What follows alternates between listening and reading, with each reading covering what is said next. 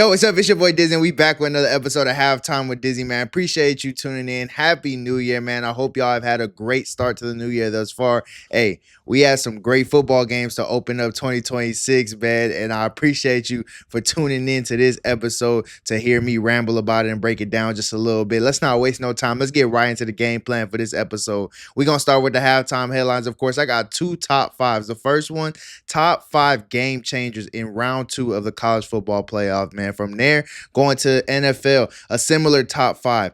As we look at the first round of the NFL playoffs, I'm going to tell you 5 guys that are going to make the biggest difference for their team going into these playoffs, man. Then I got some good topics for No Huddle, going to He's Diffie, of course, and then the predictions. We got to talk about the next slate of playoff games for college football and, of course, the opening round of playoffs for NFL as well. From there, the halftime speech to wrap it all up. You already know the drill, man. Listen.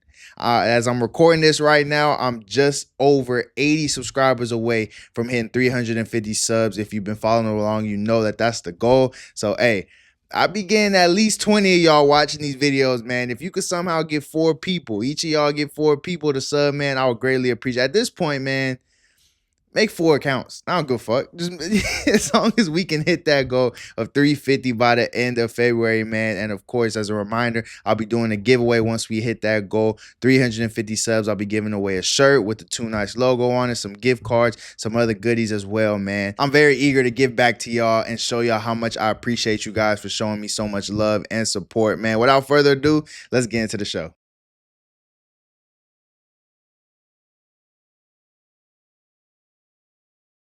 Like I said, for the halftime headlines, I got a top 5 for you, man. Top 5. If you got a problem, take it up with my butt. He's the only one that gives a crap. I'm going to be telling you 5 guys who are absolute game changers in round 2 of the college football playoffs, man. Started with number 5, Malachi Baby Jesus Tony, man. Wide receiver for Miami, a true freshman. Listen, man, sometimes what you do isn't as important as when you do it. This dude made selfless plays at the end of the game versus Ohio State that allowed Miami to put the game away. 2 blocks, one on a Mark Fletcher run and the other on a tunnel screen. He comes in, motions down on the Mark Fletcher run, inserts in between the tackle and guard, and seals a block on a safety, I believe it was, creating a clear path for Mark Fletcher to run through for a first down. An absolutely demoralizing play for Ohio State to let up at that point in the game. And then he creates another big play by kicking out a corner on a tunnel screen, allowing the wide receiver to cut up. And again, another big play, getting them inside the 10. I had a coach that used to say, what you do without the ball in your hands indicates what type of teammate you are.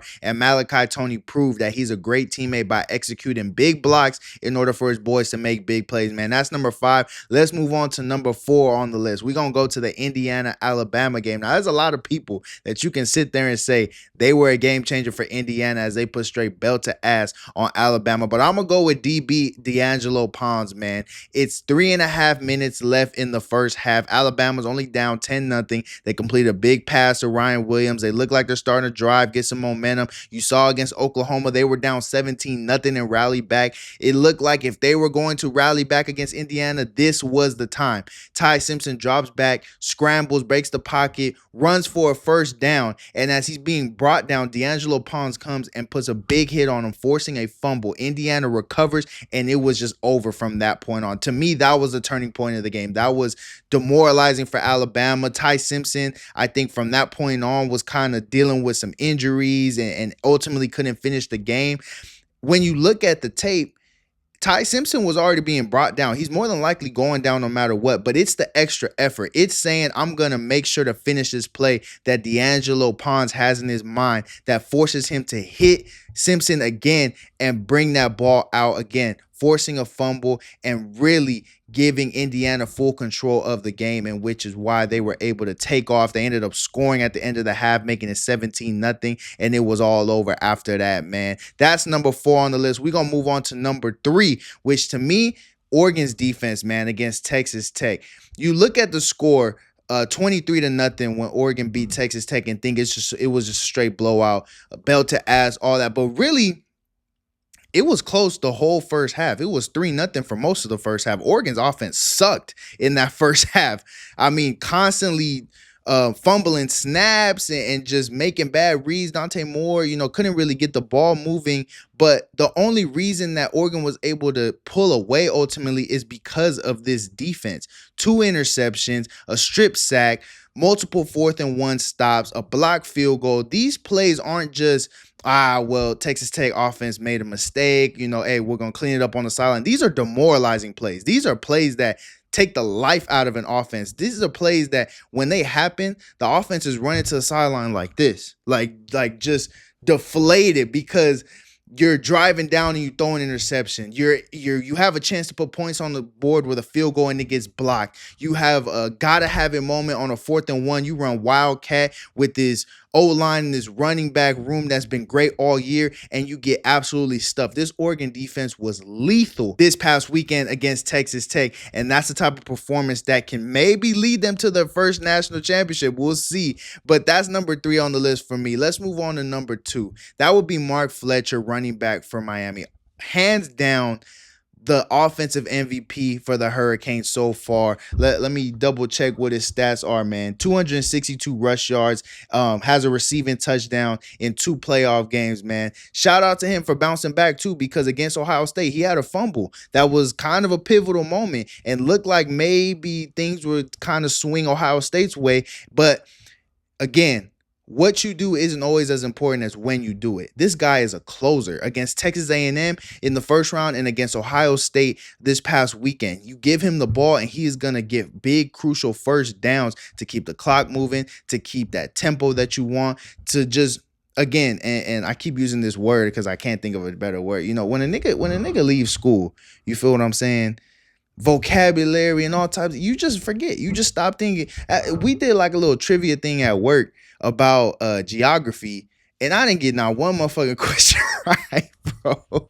I mean, and it really made me think, like, I probably didn't pay attention as much as I should have in school. But anyway, Mark Fletcher, when it's late in the game and when you just need to close it out, that's exactly what he does. He demoralizes defenses by getting these big runs, and defenses are looking to the sideline like, how the fuck are we going to stop this? Not only that, I keep coming on here saying that I'm not a Carson Beck believer, that I think in the big games he's going to piss down his leg. How do you keep him from doing that? You hand the ball off to Mark Fletcher so that you're not having to put Carson Beck in big situations where it's 3rd, 4th, and long late in the game. No, you're going to hand it to Mark Fletcher. He's going to give you 5 to 8. And now it's either 3rd and 5, 4th and 5, or 3rd and 2, 4th. Like, it's not crazy situations that Carson Beck has to manage. And it's all because of Mark Fletcher, and even more so this offensive line. Got to give shout out to the big dogs up front. That's number 2. But nobody was a game changer more than Ole Miss's quarterback, Trinidad Chambliss, man. Again, I said it twice already, and I'm going to say it again.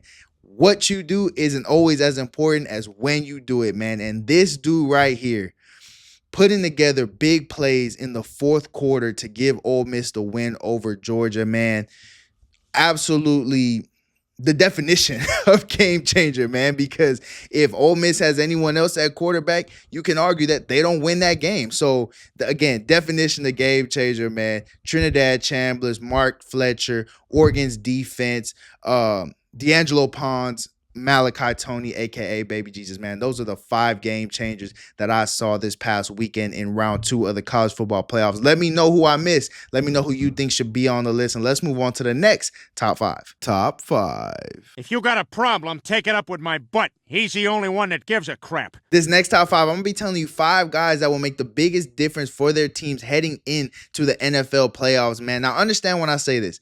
These 5 guys impact their team's chances of winning or losing more than anyone else in the NFL. They are the determining factor. Starting with number 5, Justin Herbert. It's time to start cranking the heat up on him a little bit, man. We're always so eager to throw him in that top 5, top 3 conversation sometimes when we're talking about ability and what he's capable of doing. But at the end of the day, he has no accolade. He has no signature win, no signature moment. He's been to the playoffs twice. The first time, he led up a 27-0 lead to the Jaguars. The Jaguars came all the way back and won 31-30. At that time, the narrative was it's on the coach. Brandon Staley was the coach at the time. Get him out of there. They did. They got him up out of there and bring him an elite coach in Jim Harbaugh. They go to the playoffs with Jim Harbaugh.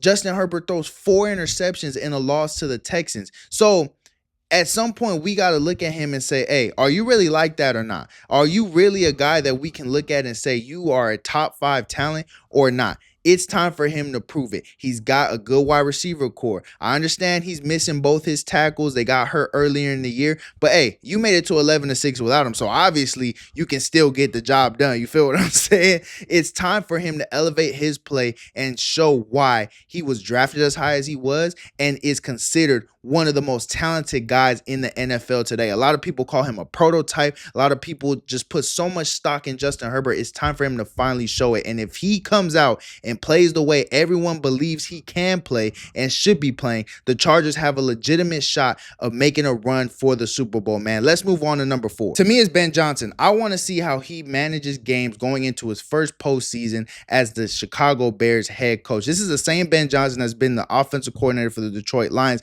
the past couple years, specifically in that NFC Championship game against the 49ers where they were up multiple possessions and ultimately ended up collapsing. Now, a lot of people put that on Dan Campbell, saying they should have kicked a field goal here, should have done this, should have done that. But if you've been on a football sideline, you know that in situations like that on 4th downs, the head coach is pulling his headset down and he's saying to his offensive staff, what do we do here? What do you want to do? What do you like? Do you have a play that you think is going to work? Should we just kick it? Should we just punt it? Whatever the case may be, he is checking with his staff first. So Ben Johnson really is just as responsible for the reckless nature of Detroit as Dan Campbell is. And Ben Johnson has taken that same reckless recipe from Detroit to Chicago. And I would hate to see that get in the way of Chicago winning the games that they should win in the postseason. I would hate to see them line up to go for it on 4th down when they can just kick a field goal to extend their lead, or line up to go for it on 4th down, maybe at midfield or on their own side of the field when they could be pinning the other team back in bad field position,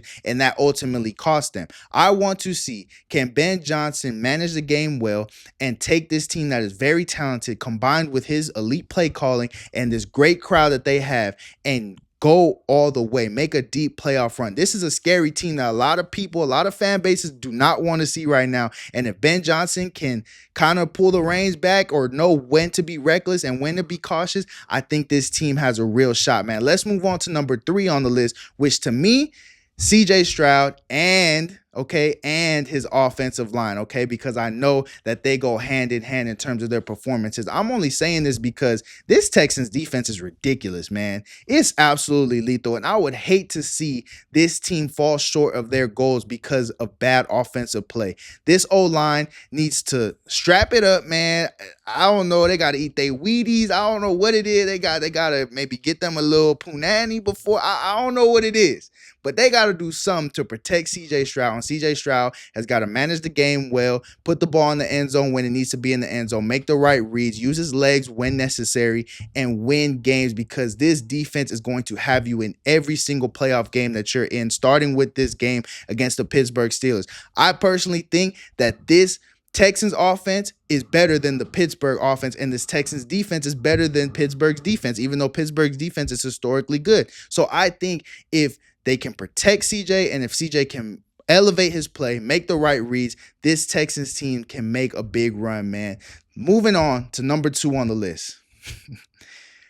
I hope my boy Bo is watching. Sam Darnold. Sam Darnold. The only quarterback in NFL history to have 14 wins in back-to-back seasons with 2 different teams. Also been pretty shitty, all right, after winning 14 games last year with the Minnesota Vikings, who in a lot of ways, even though the Seattle team is better, there are some similarities. You're talking about a lethal defense last year that was called by Brian Flores with the Minnesota Vikings. You're talking about a solid O-line. You're talking about an elite wide receiver 1 in Justin Jefferson. He has that in Seattle. A great defense, a good O-line, a great wide receiver 1. He's got good running backs to get the run game going. And to top it all off, you are the number 1 seed with a bye, and you are going to have one of the loudest crowds in all of sports behind you when you play these playoff games, man. Sam Darnold. If you play like shit, this team will lose. But if you elevate your play, and if you become a guy that you win because of, like my boy Bud likes to say, he always says, Sam Darnold's a guy you win with, not a guy you win because of. If you become a guy that this team wins because of, this Seattle Seahawks team can win the whole damn thing. So it's all based on whether or not Sam Darnold from the regular season shows up. If it's Sam Darnold from last year's postseason, then the Seahawks are fucked, okay? That's number 2 on the list. Number 1. Y'all might be a little surprised by this, but it's a coach. It ain't a player. Kevin Patullo, offensive coordinator for the Philadelphia Eagles. Bro's been calling plays like shit. Not gonna lie to you. Been pretty bad. Eagles fans are ready to get this motherfucker up out of there. But if he somehow, some way finds a way to become creative, get flashy, get diverse in his play calling, there is no doubt this Philadelphia Eagle team can go back to back. No doubt. They have the roster. They have damn near the same roster from last year.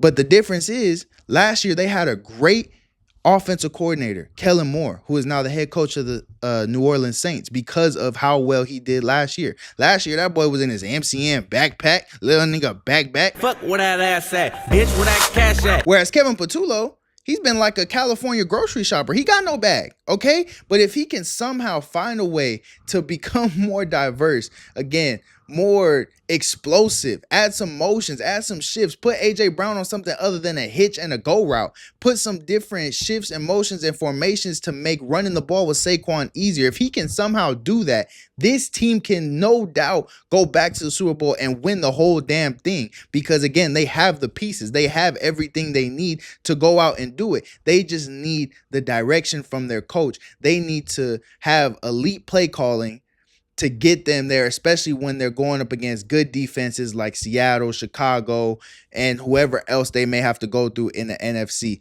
That is my top 5 difference makers for the NFL postseason, man. Let me know what y'all think in the comments. Let's move on to No Huddle. Griffin, let's go! Let's go?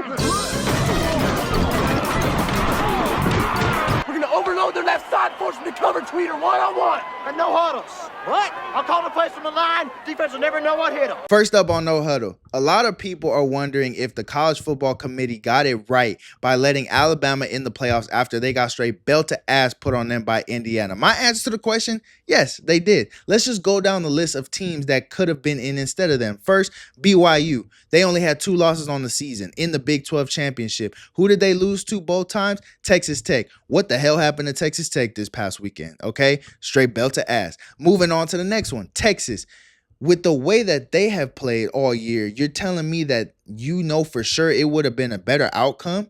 The way that they've been inconsistent, they have 3 losses on the year, one of them being to Florida, okay? Another being to Ohio State that looked like frauds as well this past weekend. So, nah, you leave them out too. Lastly, Notre Dame, the team that everyone keeps bringing up. 2 losses on the year, one to Texas A&M, who was ranked top 3 all year, another to Miami, who's looking like maybe the best team in college football, right? Stop it. Fuck no, they should not have been in the college football playoffs. If you are not in a conference, not in a conference championship, you should not be in. Period. If your best wins are USC and Pitt, you should not be in. Period. Okay?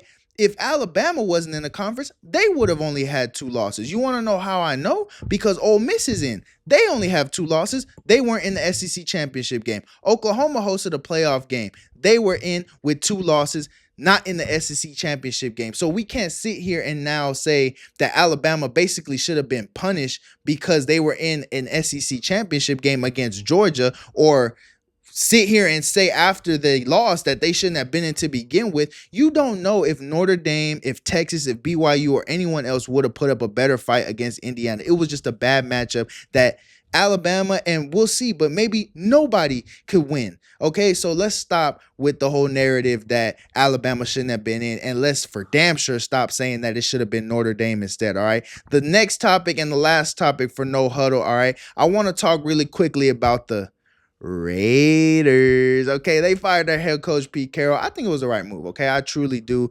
because you're going into a time where you are about to have the number 1 overall pick. You are more than likely getting a quarterback, and you have to.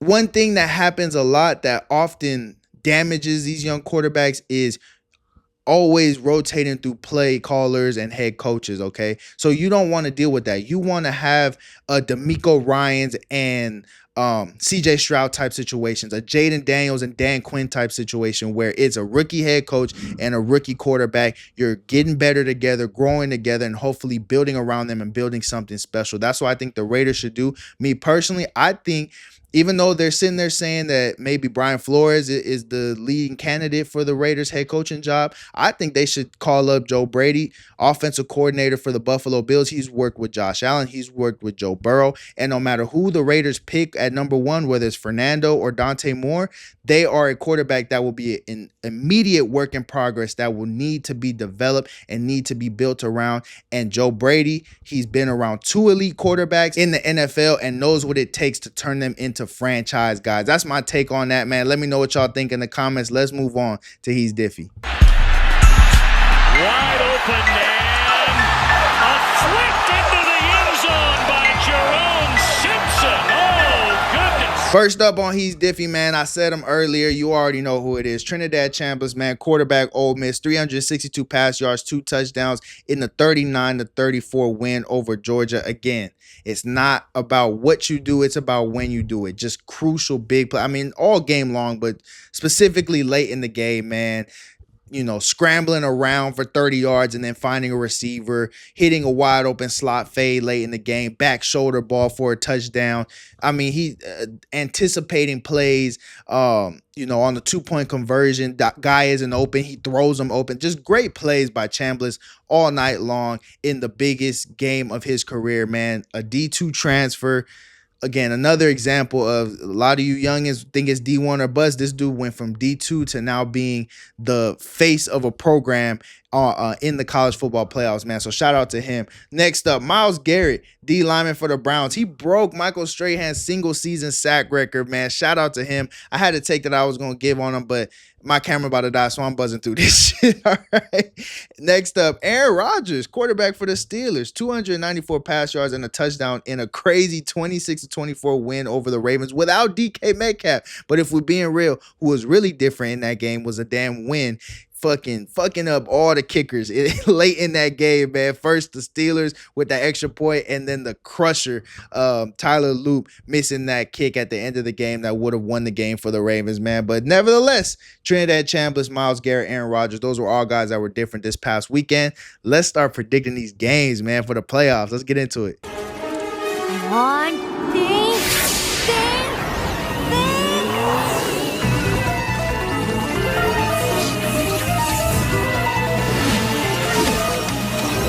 First up, all right, listen, I'm going to be looking here the whole time because I don't have this stuff memorized and I didn't highlight anything before I came in. So I don't know. This is me truly just being raw and saying off the top of my head who I think is going to win. All right. Rams going down to Carolina, take on the Panthers, man. Panthers made it to the playoffs, man. Shout out to them. I got the Rams winning this game, all right, on the road. Next up, Packers going down to Chicago to take on the Bears. The Packers somehow are opening up as favorites. I know the Packers have quote unquote owned the Bears in recent memory, but I got the Bears, man. Like I said, if Ben Johnson can manage the game well, if Caleb Williams can do what he's been doing all year, this team is dangerous.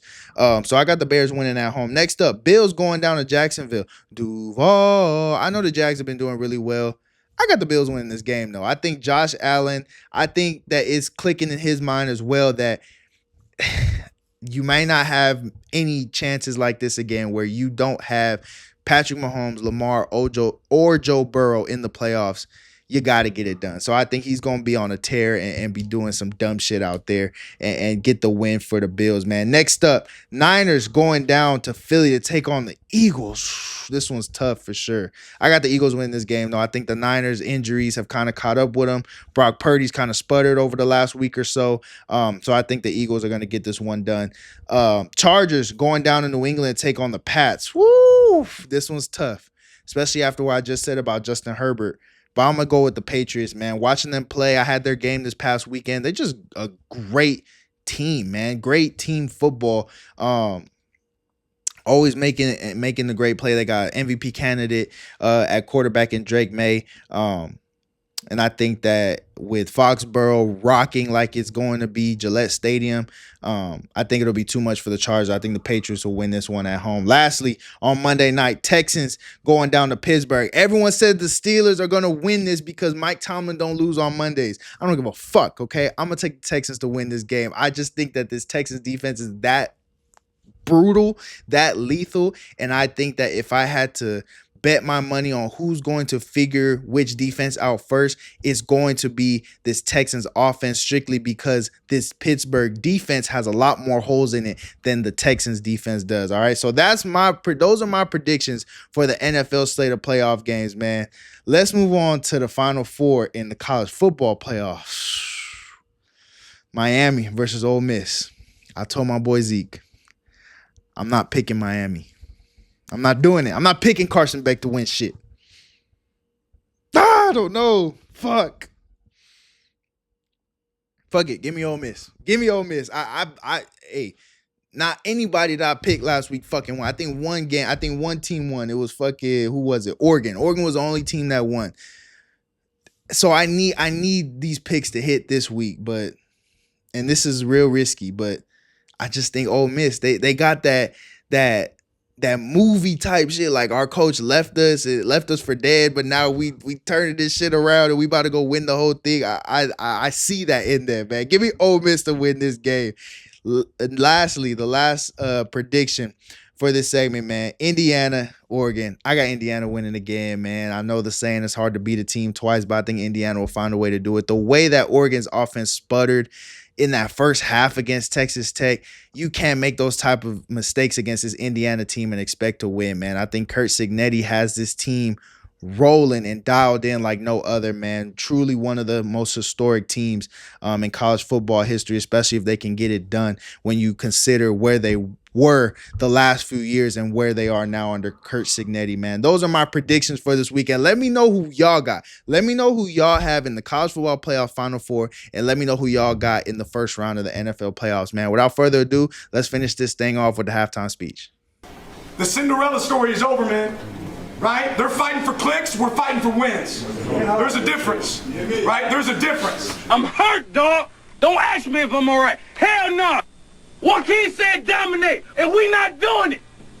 I'm putting my heart in this, dog. Let's go, man. Let's go, baby. Let's go.